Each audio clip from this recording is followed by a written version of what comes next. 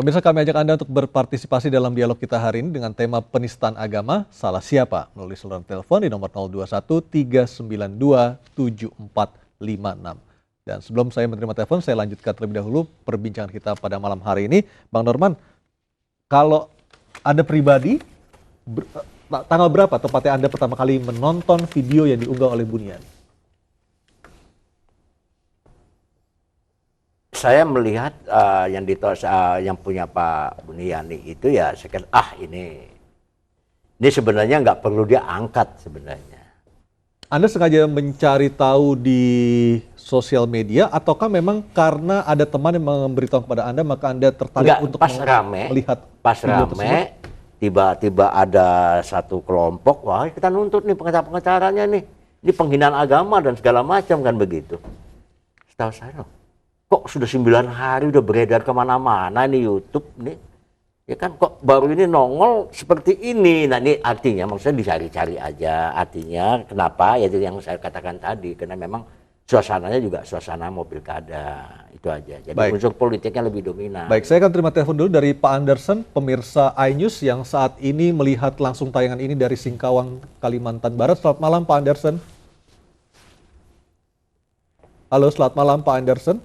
Malam, Bapak. Ya, silakan Pak. Apa yang ingin Bapak sampaikan?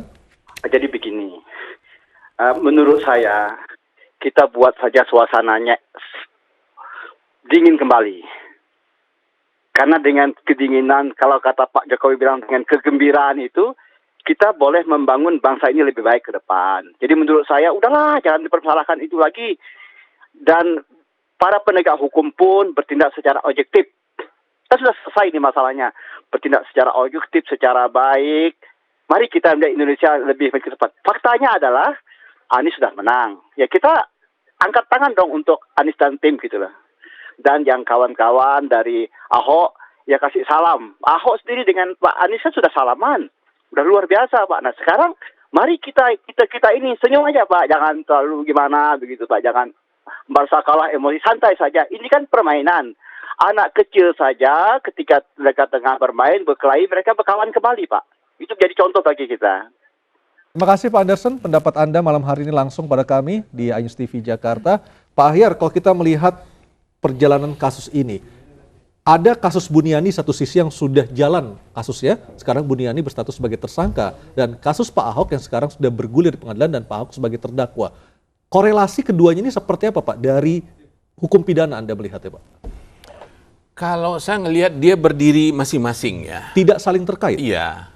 Cuman kan ini karena ini informasi dari masyarakat menurut yang mengedepan itu dari Buniani. Ternyata tadi kita dengar bukan itu malahan yang pertama. Ya, kalau sekiranya kalau mau diundur gituan panjang lagi, katakanlah Buniani yang mengupload terlebih dahulu. Kalau tidak ada Pak Ahok berpidato, tentu dia juga tidak akan ada uploadan. Kalau Pak Ahok nggak berpidato, nggak diunggah oleh bagian humasnya DKI, tentu tidak akan menyebar banyak. Jadi panjang cerita. Jadi kita pendek aja. Kalau yang Buniani, apa persoalannya? Ada nggak persoalan yang salah yang dilakukan di dalam upload itu? Kalau Pak Ahok benar nggak dia berkata itu, kata itu penodaan, penghinaan, tidak. Itu saja. Ini dua hal yang berdiri masing-masing pertanggungjawaban pidananya dan pelakunya, dugaan pelakunya berbeda-beda. Dan tidak berkorelasi sesungguhnya. Iya, kalau saya lihat apanya, kalau ini karena ini di mana kausalitasnya di situ. Artinya ketika seorang JPU maupun terdakwa dan penasihat hukum yang mengkait-kaitkan nama Buniani dalam pledoi maupun tuntutannya, itu tidak masuk akal seperti itu Pak? Iya bisa saja, tetapi belum tentu juga ini diterima. Apa tujuannya? Apakah nanti penasihat hukum Pak Ahok mengatakan itu akan membuat dasar penghapus pidana? Juga tidak, karena dugaan tindak pidana akan berbeda dua orang ini. Bisa saja kan orang yang memberikan informasi ke masyarakat macam-macam informasi. Banyak informasi yang melalui media, apalagi akhir-akhir ini kan teknologi makin berkembang banyak. Jadi ya sudahlah, dijalanin aja masing-masing proses. Pak Adun, selain Anda mengecam keras apa yang dilakukan oleh jaksa maupun terdakwa dan penasihat hukumnya, apa yang bisa Anda lakukan atau akan Anda lakukan terkait dengan kasus hukum ini? Ya, pertama begini, kita akan mempersiapkan, ini sudah masuk P21 ya, Dan kalaupun itu terjadi proses pengadilan, masuk ke persidangan, kita siapkan semua, ya, bukti dan lain sebagainya, ahli, ya.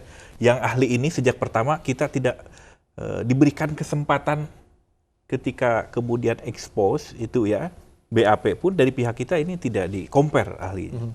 Nah, itu akan kita siapkan. Tapi kita berharap begini, kalau memang ini tidak cukup bukti, unsur-unsur mengenai tindak pidana yang dilakukan oleh Buniani, ada ruang oleh jaksa, bisa itu deponering ataupun SKP 2. Ya kan? Atau SKP 2 diberhentikan penuntutannya tanpa masuk ke pengadilan. Kalau deponering dikesampingkan, SKP 2 ini diberhentikan penuntutannya. Ya kan? Jadi jangan dipaksakan. Terkesan ini terlalu dipaksakan. Kenapa terlalu dipaksakan? Si berkas ketika kemudian proses BAP awal oleh penyidik Polda itu dilimpahkan ke Kejati DKI. Kurang lebih 2 kali bolak-balik itu berkas. Ya kan? Malah lepas dari waktu 14 hari yang menurut KUHAP itu harus dikembalikan. Gitu. Jadi ketika lepas dari 14 hari, menurut SOP kejaksaan, kalaupun ada berita acara tambahan, itu tidak sah. Gitu. Nah, ini telat dia balikan. Setelah dikembalikan, tiba-tiba si berkas dialihkan ke Kejati Jawa Barat. Ya kan? Di Jawa Barat pun sempat dikembalikan kembali kepada penyidik. Hanya ketika kemudian ekspos di Kejagung, mungkin ada arahan dari sana untuk berlanjut, akhirnya lanjut. Artinya ini dari awal sudah kasus Buniani ini diada-adakan dan dipaksakan. Sekarang saya tanya, apa yang salah dengan Buniani? Ya, kalau tadi kronologisnya seperti itu, apa yang salah? Sebelum Buniani mengupload, itu orang-orang yang sangat keras, ya, mengupload berikut videonya banyak. Saya akan buktikan. Baik, kita akan menerima dulu telepon dari Mataram, Nusa Tenggara Barat. Ada Pak Aziz. Selamat malam, Pak Aziz. Selamat malam. Apa yang ingin Bapak sampaikan, Pak? Jadi saya cuma menyampaikan sedikit seperti apa yang disampaikan oleh Pak. Ya, selamat malam, Pak Aryo. Ya, selamat malam, Pak. Silakan, Pak. Saya cuma mau menyampaikan sedikit seperti apa yang disampaikan Bapak pengamat hukum serta itu kuasa hukumnya Pak Buniani. Untuk kasus ini jelaslah kita nggak usah mencampur adukan antara kasusnya Pak Buniani dengan kasusnya Pak Ahok. Di situ tidak ada benang merah di antara keduanya. Seperti yang dibilang Pak Aryo tadi, tidak ada asap kalau tidak ada api, gitu ya. Untuk kasus ini sendiri, Pak Buniani bukan orang pertama kali mengupload video tersebut mengenai apa yang disampaikan oleh Pak Ahok di Kepulauan Seribu tersebut. Jadi kita harus fokus pada masing-masing kasus. Baik, terima kasih Pak Aziz. Pendapatnya langsung disampaikan dari Mataram, Nusa Tenggara Barat. Pak Norman, Anda pasti tidak setuju dengan pendapat dari Pak Aziz karena Anda mempunyai pandangan yang berbeda. Oh, sama, hampir sama. Sama? Hampir sama. Artinya tidak boleh mencampur adukan seperti itu? Oh iya, itu? ini kalau Buniani kan kasusnya tersendiri. Kasusnya itu kan dianggap menghasut, mengajak. Akhirnya terjadi yang dituduh Ahok, kan begitu. Terjadilah, kan Ahok punya kasus tersendiri yang dari Buniani tadi ini.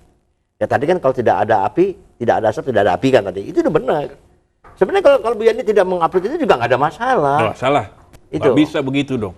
Itu logika yang ngawur sekali. Dan sekarang dasarnya Ahok di sidang dasarnya apa? Kan dari mana? Fakta di persidangan? Enggak, sekarang saya tanya. Dari mana Ahok di sidang? Tuduhan kepada Ahok itu apa? Apa? Tujuannya apa? Al-Maida kan? Iya. Nah, dari mana dia dapat tuduhan itu? Kan dari nge-upload video. Antum harus lihat gitu loh. fakta persidangan. Video. Ada tidak bukti atau saksi ya yang berdasarkan Buniani selama persidangan? Tidak ada. Harus fair loh. Berdasarkan apa ini harus kan sidang sudah berapa kali? Fakta persidangan sudah dibuka berapa kali? Tidak ada satupun pelapor yang berdasarkan Buniani. Coba sebutkan ke saya siapa. Nah, lalu pelapor itu dasarnya dari mana? Nah, dari mana? Pertanyaannya dari kan? Videonya mana? Video Pemprov yang utuh semuanya. Nah, yang ditayangkan apa? Video yang dari Pemprov. Yang Buniani ditayangkan tidak? Tidak, Pak. Lihat di fakta persidangan dong. Oh iya. Iya, betul ini fakta persidangan. Iya. Tidak ada video yang diupload Buniani itu ditayangkan di pengadilan atau dijadikan barang bukti atau menjadikan dasar laporan. Jadi ini mengada-ngada. Gitu. Ya, jadi menurut saya JPU di sini tidak elok, ya, tidak elok. Ketika kemudian mengaitkan, terkesan mengkambing hitamkan, membawa peristiwa pidana lain, ya, untuk kemudian dianggap memutus, ya, dianggap bahwa seseorang itu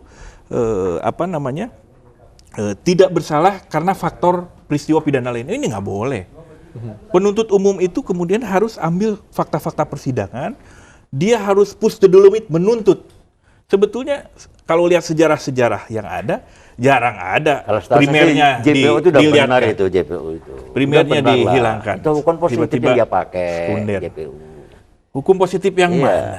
Nah, dia yang realita yang dia lihat kan. Gitu. Baiknya Jadi ada- kalau nama Buni di situ itu sangat tidak elok, nggak boleh sebetulnya. Kalau pengacara Ahok silahkan saja. Dia juga kan merujuk dari penuntut umum, sehingga jadinya masuk nama Budiani. Tapi akhirnya justru ini akan merugikan pihak Ahok. Karena apa? Hakim itu cerdas,